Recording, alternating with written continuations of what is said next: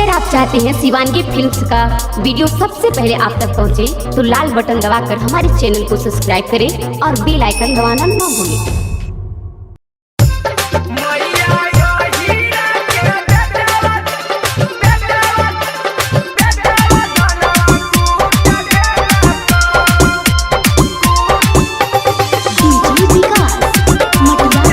Shivangi recording studio Rajgir. बाध घूमे गेलियो खाए बूट देलक, बाध घूमे गेलियो खाए बूट देलक।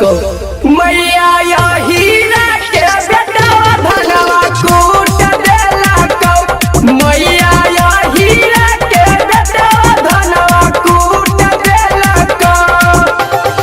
बाध घूमे गेलियो खाए बूट देलक, बाध घूमे गेलियो खाए बूट देलक।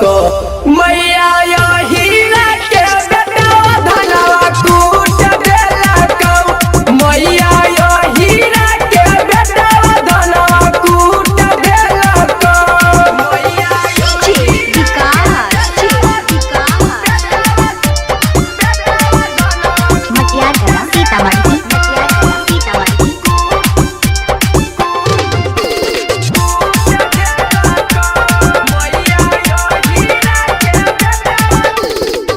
गेलियो सफर के मैया घूमे हम खेत गे, ओ हिरन के बेटवा वही जा करत रहो बेट गे, बड़ी तंग करे।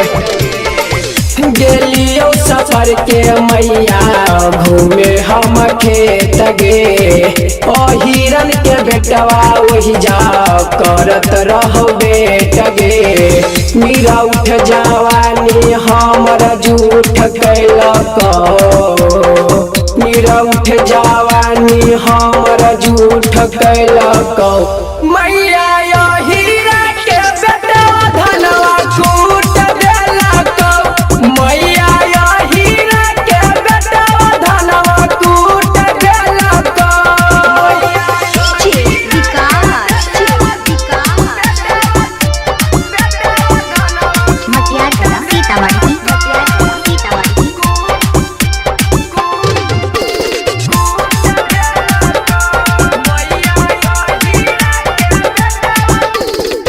अभिषेक बिहारी मैया धैकौआ कवारी, चुमा लेबे खातिर मैया पेलको बरियारी, बड़ी गंजन करोगे मैया।